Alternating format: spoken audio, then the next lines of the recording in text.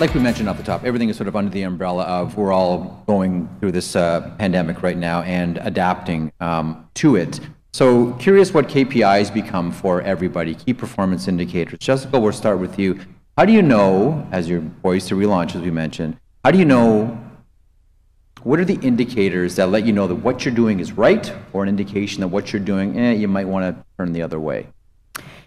Well, fortunately, actually, before I joined the NLL, Commissioner Nick Sakiewicz established 5 strategic priorities that we all measure against every single day. And we like to use the 80-20 rule internally because there's always stuff that unfortunately comes across your desk that doesn't ladder up to one of the 5 strategic priorities. But we aim to spend the majority of our time and try to push our staff to really use those as a filter for how they prioritize what they're working on.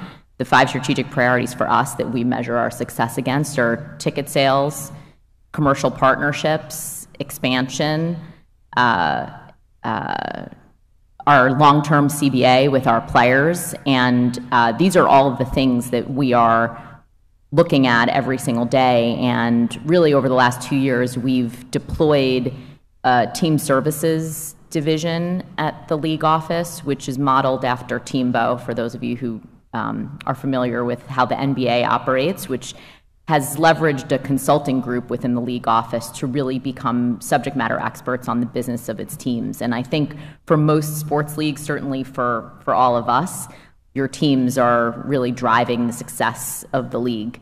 And we hope that that will in turn catalyze the growth on a national level from a commercial and a media perspective. And we're really excited to be having the opportunity to reach more fans through TSN and ESPN this year, which is an unprecedented historic opportunity for us from a media distribution standpoint. But really on a day-to-day basis, part of my portfolio is really digging in deep with each and every team that we have. We announced the expansion of teams 14 and 15 during the pandemic. And I spend a lot of my time on the phone with governors and team presidents, really understanding what each of them do well and areas that they need support, and really being the connective tissue that shares best practices across the league.